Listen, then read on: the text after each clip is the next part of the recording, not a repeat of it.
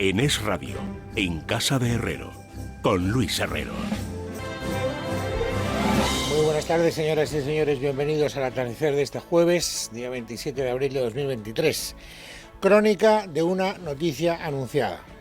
Ya tenemos, aprobada por el Congreso de los Diputados, la nueva ley de vivienda. Según el presidente del Gobierno, Pedro Sánchez, una ley que cambiará el paradigma de lo que hasta ahora ha supuesto en nuestro país el problema de la vivienda.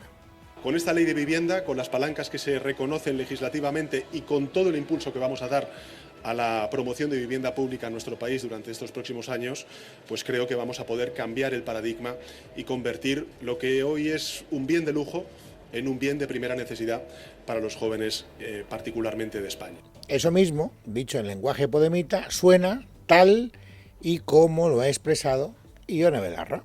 Hoy, como siempre digo, pierde la banca, pierden los fondos buitre, pierden los grandes propietarios que han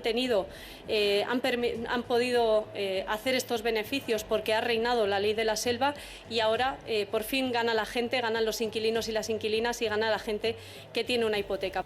Bueno, dicho esto, que es lo que han querido resaltar las personas que se sienten victoriosos en esta batalla, vamos ahora a entrar en algunos detalles para, en fin, contextualizar. ¿No creen ustedes que ha sido una batalla tan limpia y tan contundente como probablemente al gobierno le hubiera gustado? En absoluto. En primer lugar, porque han votado en contra de esta ley de vivienda, por supuesto, todos los grupos del centro-derecha. Esto no es ninguna sorpresa, el PP, Ciudadanos, Vox, también Foro Asturias. Pero, ojo, han votado en contra de la ley de vivienda algunos de los socios habituales que apoyan al gobierno de Pedro Sánchez, algunos de los elementos que componen la llamada mayoría Frankenstein, por ejemplo, la CUP, por ejemplo, el PDeCAT, por ejemplo, Junts, por ejemplo, el PNV, por ejemplo, Coalición Canaria. Es decir, que no diré que haya sido una victoria pírrica, pero ha sido una victoria que no ha contado con la unanimidad con la que el presidente del gobierno ha sacado adelante otras leyes que, pues, en fin, como él acaba de explicar, marcarán un antes y un después, servirán para cambiar el paradigma de la vivienda en España, etcétera, etcétera. Incluso algunos de los partidos que la han apoyado, digámoslo, para entendernos, casi, pues poniéndose la mano en la nariz. Jaume Asens, por ejemplo, que es el representante de En Comú Podem, ya saben, en el Congreso de los Diputados, ha dicho que, bueno, que vale, pero que esta ley, no nos engañemos, es, en su opinión, muy poco ambiciosa. Esta ley llega tarde, tendría que haberse aprobado hace muchos años y no es lo suficientemente ambiciosa que debería ser. Es verdad que él probablemente hubiera querido una ley que hubiera ido más allá todavía de lo que ha ido esta ley. Ahora enseguida analizaremos cuáles son las principales pegas, las principales críticas que se le hacen a esta ley desde otras posiciones ideológicas.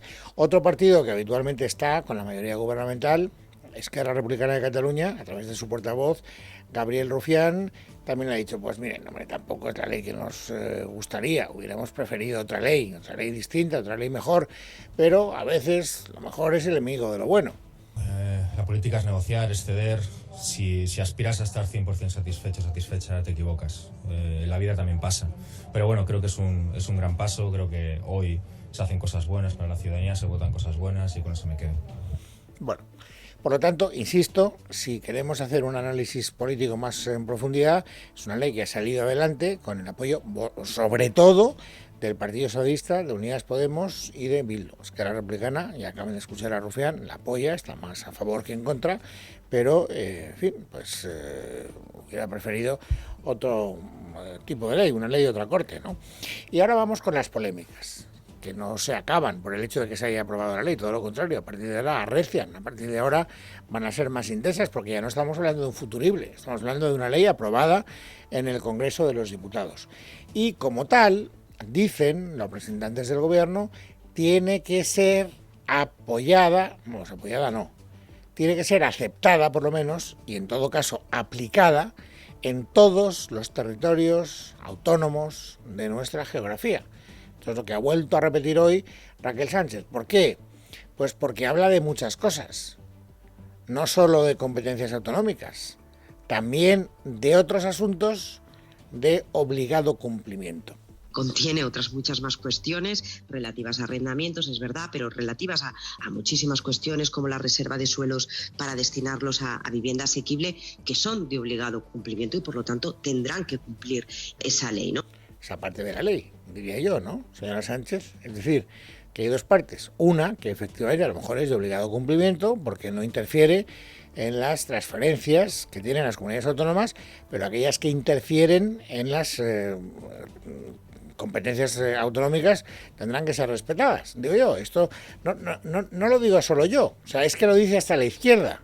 Por ejemplo, hoy una de las declaraciones que más me ha sorprendido ha sido lo que ha dicho Jaume Asens cuando le han preguntado, oiga, esta actitud de Isabel Díaz Ayuso, la presidenta de Madrid, diciendo que en la medida en que ella pueda, la ley no se aplicará en su territorio en aquellos aspectos que afecten a las transferencias, a las competencias de las comunidades autónomas, ¿qué le parece? Bueno, pues fíjense, es interesante, creo que muy interesante, la respuesta del señor Asens. Si hay comunidades que se declaran en rebeldía contra la ley estatal, pues están en su derecho, porque competencialmente les corresponde a ellos tomar esa decisión, pero es una mala noticia para los vecinos y las vecinas de esas comunidades. Estoy pensando sobre todo en Madrid, porque la señora Ayuso ya ha anunciado que ella iba a incumplir la ley. Pero como usted acaba de reconocer, está en su derecho de incumplir, al menos en aquellos aspectos que forman parte de las competencias transferidas a las comunidades autónomas. Usted lo ha dicho. Se declararán en rebeldía, pero están en su derecho. Lo dice la izquierda. Y lo dicen además otros partidos que no han querido apoyar la ley. ¿Por qué creen ustedes que el PNV no lo ha apoyado? Pues precisamente por eso. ¿Por qué creen ustedes que el PDeCAT o Junts no lo han apoyado? Precisamente por eso. ¿Por qué creen ustedes que Coalición Canaria no lo ha apoyado? Precisamente por eso. Porque ha dicho, no venga usted avasallando, haga usted aquí una intromisión ilegítima en lo que son transferencias de las comunidades autónomas en materia de vivienda. Esto conviene tenerlo muy claro. Esta es una de las polémicas que seguro que nos va a acompañar durante los próximos días. Seguro. O sea, me he puesto el bigote, fíjense, y esto queda grabado. Y luego hay otras más que ya nos venían acompañando antes y que también nos van a seguir acompañando. Hay quien dice, sobre todo, no solo en los partidos políticos, escuchábamos, por ejemplo, al gobernador del Banco de España antes de ayer, o escuchábamos a los empresarios del sector inmobiliario, o a los representantes del Idealista, que es un portal que se dedica a intermediar en la compra y en el alquiler de las viviendas en nuestro país, diciendo, oiga, esta es una ley que a lo mejor va a conseguir el efecto contrario al que persigue, porque a lo mejor va a retraer la oferta y por lo tanto pues los precios van a subir más de lo razonable, va a haber menos oferta de vivienda, que es de lo que se trata, o sea, se trata exactamente de conseguir el efecto contrario. Bueno, y luego está la famosa ya, porque desde hace 3 días, desde que lo sacó el diario El Mundo, no se habla de otra cosa, las famosas disposiciones de esta ley que favorecen a los ocupas. Hoy, Juan Bravo, que es el responsable de la cuestión económica, el Partido Popular, ha querido explicar con detalle por qué esta ley, en opinión de su partido, favorece a los ocupas. ¿Por qué es una ley de ocupas? Si alguien se acerca a la ley, puede encontrar 4 elementos. El primero, tenemos que notificar al ocupa el día y la hora en la que se le va a notificar la salida. En segundo lugar, en algunos casos, el dueño de la vivienda tiene que acreditar si es la vivienda habitual o no del ocupa.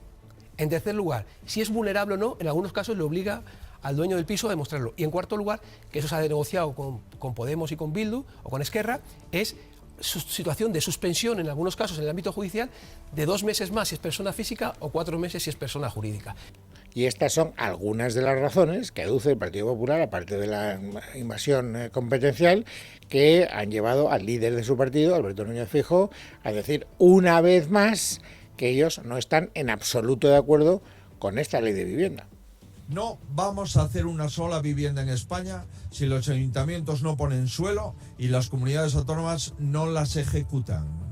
Por tanto, cuando escuchamos al gobierno central hablar de vivienda sin reconocer que el problema de la vivienda es complejo, que el suelo público es propiedad de los ayuntamientos y que son las comunidades las que ejecutan la vivienda, es una falta de respeto a las administraciones públicas y, lo que es más grave, a los ciudadanos. Bueno, También otros partidos políticos comparten la misma opinión, y les ponen las mismas pegas, no solo por lo que puede suponer para el impacto en el mercado el hecho de que los propietarios se sientan desprotegidos y que por lo tanto retiren las viviendas que tienen del mercado, sino también por el problema de los ocupas. Lo que pasa es que, por ejemplo, Vox hoy lo ha querido explicitar o lo ha querido exponer con menos detalles que Juan Bravo, digámoslo, para expresarlo, digamos coloquialmente, un poco a las bravas, la verdad. Escuchen si no a la señora Monasterio. Y la ley de vivienda de ahora de Sánchez, que lo que hace es proteger al ocupa y premiarle, va en la dirección opuesta a la que queremos nosotros, que es que los ocupas acaben en la cárcel. Y se ha quedado tan ancha. Esta es la posición de su partido y ya está, aquí queda reflejada. Bueno, hay quien tiene interés, sobre todo Unidas Podemos.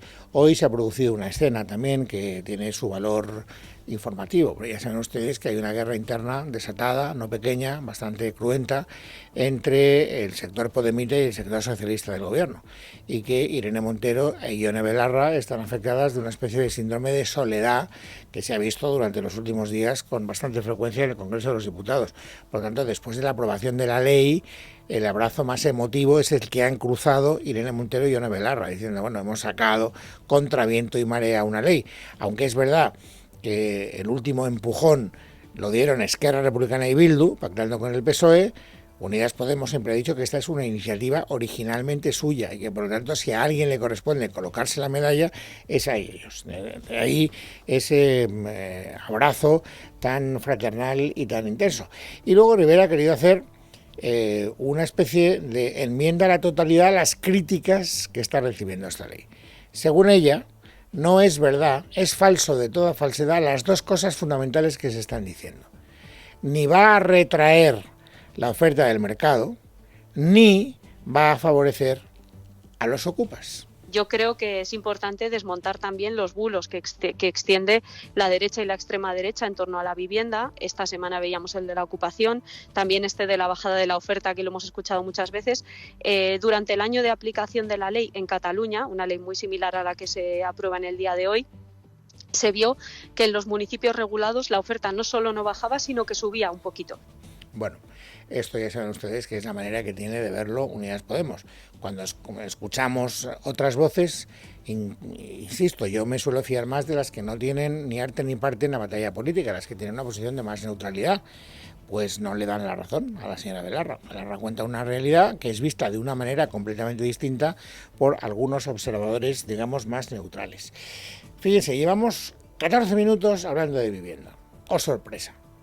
No sé ya cuántos días les llevo diciendo que lo de la vivienda y Doñana van a ser los dos grandes asuntos, al menos de esta precampaña electoral. Y ya he perdido la cuenta de cuántos días consecutivos seguimos hablando de lo mismo. ¿Por qué digo esto? ¿Porque quiero ser pesado? Les aseguro que no. Me encantaría ser lo menos pesado posible. Sino porque ahora tenemos que hablar de Doñana. Quod erat demonstrandum. Saben que hay una última hora, ayer se produjo una última hora, y es que el Partido Popular Europeo, es decir, la Internacional Europea, donde está inscrito el Partido Popular a través de su responsable máximo, que es Manfred Weber, pues hizo un comunicado diciendo que se estaba utilizando desde Bruselas, que la Comisión estaba utilizando con carácter electoral en favor del Partido Socialista este asunto. Y esa declaración de Manfred Weber ha sido utilizada hoy, o ha querido ser utilizada hoy, por el presidente del Partido Popular, por Alberto Núñez Feijóo, como la prueba de convicción de que este partido no está ni muchísimo menos sentenciado por las autoridades europeas. El presidente del Partido Popular Europeo, que es el partido mayoritario en el Parlamento Europeo, el alemán Manfred Weber, es una persona que cuando habla es porque entiende que el posicionamiento político del Partido Popular Europeo ha de ser el que es. Y por lo tanto no tengo nada que añadir al posicionamiento del primer partido de Europa y al posicionamiento de su presidente. Ya, lo que pasa, señor Feijóo, usted lo sabe muy bien, y yo también, porque anduve por ahí 5 años, es que el Partido Popular Europeo, aunque sea el partido mayoritario, no es el que tiene la competencia de fijar una posición. Que a usted le apoye el Partido Popular Europeo está bien, parece razonable, pero al final es la Comisión Europea la que tiene que decidir algo. La Comisión Europea está presidida, como ustedes saben, por Ursula von der Leyen, que también es del Partido Popular Europeo, no lo perdamos de vista. ¿Y qué respuesta le ha dado la Comisión Europea a Manfred Weber? Ya no al Partido Popular de España. ¿Cómo le ha sentado a la Comisión Europea el comunicado ayer del Partido Popular Europeo? Mal. Bastante mal. Mirencho Rocky. La Comisión Europea ha negado esta mañana estar favoreciendo al gobierno de Pedro Sánchez, tal y como ha acusado Manfred Weber, el jefe de los populares europeos. Según los portavoces comunitarios, la presidenta de la Comisión Europea, la conservadora Ursula von der Leyen, defiende la labor del comisario de Medio Ambiente y asegura que tan solo está cumpliendo su papel institucional. El Ejecutivo Comunitario tiene una postura muy clara sobre la nueva ley que quiere impulsar la Junta de Andalucía. Considera que la ampliación de regadíos puede tener efectos desastrosos para los ecosistemas del humedal, aunque es consciente de que la falta de agua supone un duro revés económico. A pesar de esto, Bruselas se opone a esta nueva ley, ya que va en sentido contrario a la sentencia del año 2021 del Tribunal de Justicia de la Unión Europea y cree que tan solo va a agravar la situación. La Comisión Europea sigue abierta al diálogo, está estudiando las alegaciones de las autoridades españolas, pero recuerda que tiene en su mano sanciones para que se cumpla esta sentencia del año 2021. Incluso podría amenazar con una multa diaria. Bueno, es interesante aclarar una cosa. Yo siempre lo he dicho en plan de broma. Hablamos de Bruselas como si Bruselas fuera el sujeto de algo. Bruselas es la capital de Bélgica, que es una ciudad. Bruselas como tal no toma decisiones. Hablamos de Bruselas como hablamos de Génova o como hablamos de Ferraz, por hablar de la sede de un gobierno, en este caso comunitario. Y si hablamos de gobierno comunitario, hablamos de la Comisión Europea. Es la Comisión Europea la que le ha enmendado la plana, ya no a Feijóo, insisto, sino a Manfred Weber, al Partido Popular Europeo. Una comisión presidida por una conmilitona, Ursula von der Leyen, del propio Partido Popular Europeo. Contamos las cosas como son. ¿Y qué es lo que pasa? Pues que esta posición de la Comisión Europea da alas al discurso que aquí en España está manteniendo la izquierda. Hoy la ministra Teresa Rivera ha dicho, después de escuchar este combate entre el Partido Popular Europeo y la Comisión Europea, que la posición ya no del Partido Popular Europeo, que también, sino sobre todo del Partido Popular Español, es inaceptable. Me parece absolutamente inadmisible que se ponga en cuestión a las instituciones europeas. Así que pido cordura al Partido Popular a este respecto. Lo que no es aceptable es que se proponga un diálogo sobre una ilegalidad que va en sentido contrario a la posibilidad de ejecutar la sentencia. Sobre eso no hay posibilidad de diálogo. Y también han hecho un discurso muy parecido todos los partidos de la izquierda, todos. En esto no hay fisuras entre el Partido Socialista y Unidas Podemos. Escuchen a Lilith Bestringe. Nuestra opinión es que efectivamente ya está habiendo un problema internacional desde el momento en el que la Comisión Europea está amenazando con sanciones a España si esa ley sale adelante. Creemos que es evidente que Moreno Bonilla tiene que escuchar al pueblo andaluz, tiene que proteger lo que es patrimonio de la humanidad según la UNESCO desde 1996 aproximadamente, y que lo que no podemos seguir haciendo es destruyendo tanto la biodiversidad como todo el entorno natural de Doñana. A mí particularmente, esta es una opinión muy personal, me parece que este partido concreto al Partido Popular le está saliendo mal, y creo que lo está perdiendo. Y creo que la posición correcta es la que marcó el presidente del gobierno andaluz el primer día que se estableció esta polémica.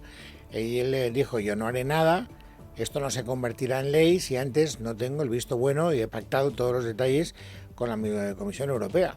Pues chico, en vez de hacerte fuerte, en vez de buscar aliados en una batalla que parece que tienes perdida en lo fundamental, aunque luego a la hora de los matices o a la hora de los detalles, pues algunas cosas puedan quedar distintas a como le gustaría a la izquierda española, pero insisto, en lo fundamental tienes el partido perdido, pues no es una batalla que no puedes ganar.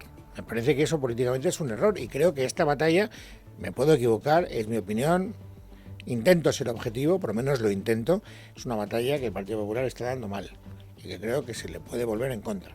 Ya veremos si es o no es verdad lo que yo digo. Y luego tenemos también una noticia de hoy que no podemos ocultar, una noticia especialmente difícil de valorar. Es los datos de la EPA, del empleo, del paro, como ustedes quieran. ¿Por qué? Pues porque hay argumentos, siempre hay argumentos para hacer una valoración más positiva o más negativa. Pero es que en este caso concreto hay todavía más elementos de controversia. Y eso se ha visto muy bien, lo veremos enseguida, a la hora de analizar algunas reacciones sorprendentemente contradictorias dentro de los propios ámbitos, por ejemplo, empresariales. Pero antes de eso, conozcamos los datos. Noelia Bautista. El primer trimestre del año es tradicionalmente malo por el fin de los contratos que se firmaron en Navidad y este año no ha sido una excepción. Así, la última encuesta de población activa revela que el paro subió entre enero y marzo de 2023 en 103.800 personas. Es un 3,4% más que el trimestre anterior y con ello la tasa general de parados sube hasta el 13,26%, su valor más alto desde el primer trimestre de 2022, desde el que no ha parado de crecer. Junto al desempleo, se han perdido también 11.100 puestos de empleo. Pero lo cierto es que estas cifras tienen también un contrapunto, un tanto contradictorio, porque mientras el paro pisa el acelerador, lo cierto es también que la EPA revela cifras récord de ocupación. En nuestro país hay casi 20,5 millones de trabajadores, lo que supone la mayor cifra en un primer trimestre desde el año 2008. A ello se une que el paro sube hasta los 3,12 millones de personas, pero estos son 47.000 menos en comparación con la cifra del primer trimestre de 2022 y además, aunque se han perdido más de 11.000 ocupados, si miramos la serie histórica, hace un año la ocupación cayó en 96.000 y en 2019 en 93.000 personas. Es por ello por lo que, en cuanto al empleo, estamos ante el mejor inicio de año desde 2007. Sepan también que, en cualquier caso, cuando analizamos los datos de parados de la encuesta de población activa, hemos de tener en cuenta cuánto crece la población activa, porque es otra de las circunstancias que se han dado este trimestre. La población activa ha crecido en 92.700 personas hasta la cifra récord de 23.580.000 personas.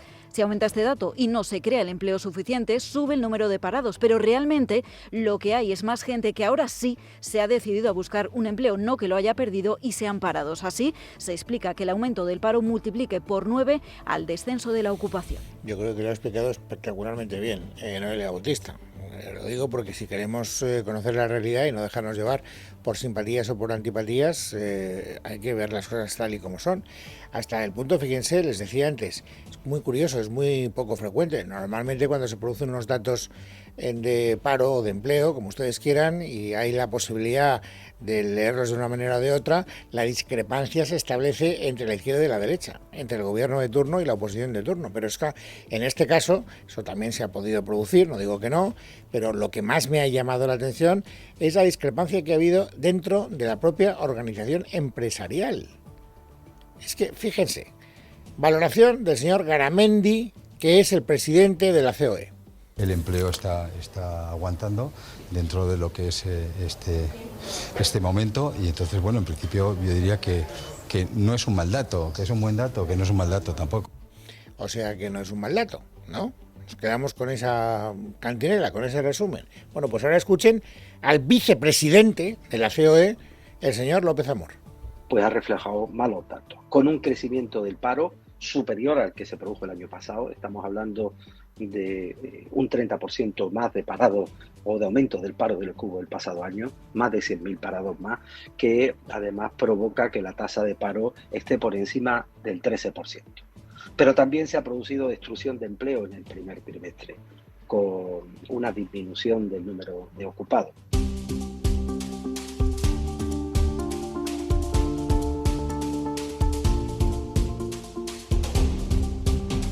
Jueves 27 de abril de 2023. Vamos, amigos, ahora a completar el paisaje informativo sobresaliente de este día. Esther Nieto, bienvenida, buenas tardes. Buenas tardes, Luis. Empezamos hoy en Madrid, donde 2 personas han muerto y otras 4 han resultado heridas tras ser atropelladas por un vehículo que circulaba a gran velocidad en el Paseo de Extremadura.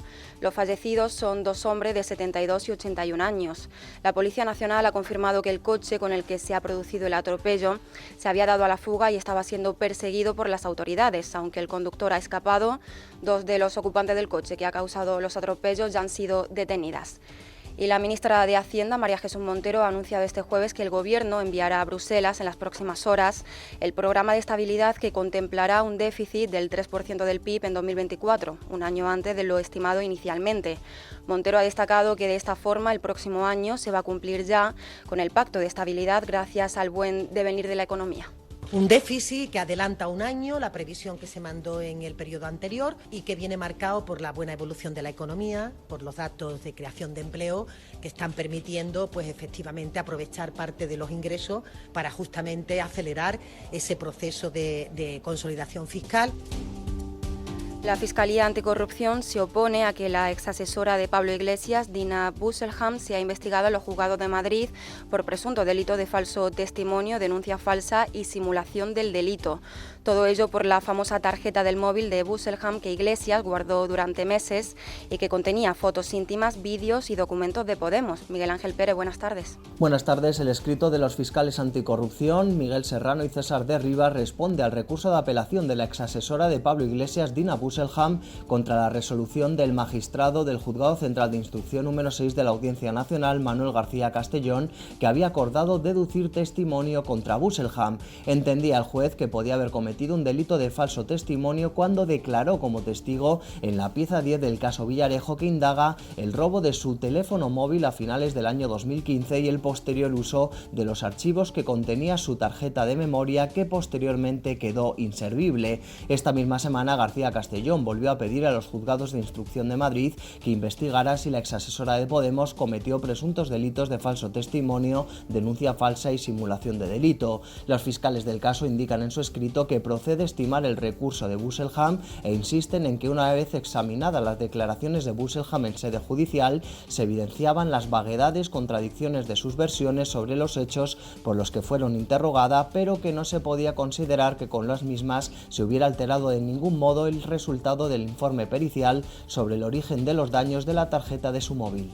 El presidente de la Diputación de Ourense, Manuel Baltar, ha pedido disculpas públicas después de ser sancionado tras ser identificado cuando conducía a 215 km por hora en una autovía en Zamora. Baltar ha dicho que todo se debió a un despiste. Maite Garrido. En una carta remitida a los medios, el mandatario provincial y presidente del Partido Popular en la provincia, al que se le investiga por un posible delito penal al haber superado en 80 km hora el límite de velocidad, ha trasladado que la sanción administrativa haya sido abonada y está a disposición para colaborar en cualquier diligencia ulterior. Baltar, que en el momento de la sanción manejaba un vehículo del parque oficial de la Diputación de Ourense, que gobierna desde el año 2012, ha señalado que desde hace muchos años conduce de manera habitual coches oficiales en desplazamientos institucionales. Ha afirmado que la infracción se produjo en un momento de despiste acontecido en una larga recta de la A52. El Ministerio de Sanidad va a plantear este jueves a las comunidades autónomas adelantar por segundo año consecutivo la activación del plan contra los efectos del exceso de temperaturas al próximo 15 de mayo, 15 días antes de lo habitual. En algunos lugares como Madrid ya están tomando medidas para combatir las altas temperaturas. En el caso de la capital, por ejemplo, se adelantará la apertura de la playa de Madrid en Madrid-Río, medidas que para la candidata del PSOE a la alcaldía, Reyes Maroto, son insuficientes. Unas medidas que llegan tarde y que responden de nuevo a las críticas que hemos hecho desde la oposición para combatir la ola de calor, pero también unas medidas que son insuficientes porque no dan solución al problema estructural que tiene esta ciudad, y para ello hay que abordar un auténtico plan de lucha contra el cambio climático. También tenemos que hablarles de uno de los temas más comentados del día. El Confidencial publica hoy un artículo en el que desvelan la existencia de una hija ilegítima de don Juan Carlos, llamada Alejandra. Esta es una de las cosas que se cuentan en el libro de los periodistas José María Olmo y David Fernández, llamado King Corp, y que se publicará el mes que viene. Verónica Jorro. Alejandra nació a finales de los 70, principios de los 80 y nunca ha reclamado ningún tipo de derechos sucesorios, aunque su existencia es un secreto a voces entre las élites. De acuerdo con la investigación confirmada a los periodistas por una examante del rey emérito, un empresario amigo suyo y un antiguo novio de su presunta cuarta hija, Alejandra creció ignorando quién era realmente su padre y una vez que lo supo, optó por seguir su vida anterior como parte de una familia de aristócratas bien conectada con el poder. Una noticia que también ha llegado a los pasillos del Congreso de los Diputados. Hay quien no quiere opinar al respecto, es el caso del portavoz del PSOE, Pachi López, y del diputado de Ciudadanos, Edmundo Val. No es cuestión mía. Me dais la noticia a vosotros, la verdad me quedo un poco alucinado. Pero yo es que con lo del rey emérito, ya sabéis, lo he dicho muchas veces, es un ciudadano privado, es un ciudadano normal dentro de lo que cabe en un rey honorífico. y por lo tanto en cuestiones relativas a su vida privada, como de la del rey emérito y de la de ninguna otra persona pública, yo voy a hacer ninguna opinión. Y hay quien ironiza sobre la noticia y otros aprovechan para criticar al emérito. Es el caso del portavoz del PDeCAT, Ferran Bel, el del de Esquerra, Gabriel Rufián, y del ministro de Consumo, Alberto Garzón. No lo he leído, pero bueno, si solo son 4. ¿Solo una? O sea, ¿solo una hija secreta tiene? Más allá de la broma, nos interesa poco su vida privada, solamente lo que gastó de dinero público en ella, y sobre todo nos interesa más que los hijos, hijas secretos, secretas, es el dinero secreto que tiene por ahí, que seguro que tienen mucho más que hijos e hijas. No tengo ninguna valoración que hacer al respecto de asuntos privados. A mí lo que siempre me ha preocupado son todo lo que ha sido las denuncias e incluso los indicios y pruebas confirmados de la actuación irregular del ciudadano Juan Carlos de Borbón mientras fue monarca. Pero como dices, la otra crónica del Mundo se ha puesto en contacto con don Juan Carlos para preguntarle cuánto hay de cierto sobre que tenga una cuarta hija. El rey ha sido tajante, no es verdad que tenga una hija llamada Alejandra. La audiencia de Barcelona juzgará a partir del próximo 20 de noviembre a la cantante colombiana Shakira, acusada de defraudar 14,5 millones de euros. El juicio durará un total de 12 sesiones y está previsto que en el mismo participen 200 testigos. Javier García. El juicio durará 12 sesiones hasta el 14 de diciembre, aunque en manos de Shakira está que nunca llegue a producirse si llegara a un acuerdo con la Fiscalía y la Abogacía del Estado. En este caso, la vista solo duraría unos minutos, ya que la cantante únicamente tendría que ratificar el acuerdo.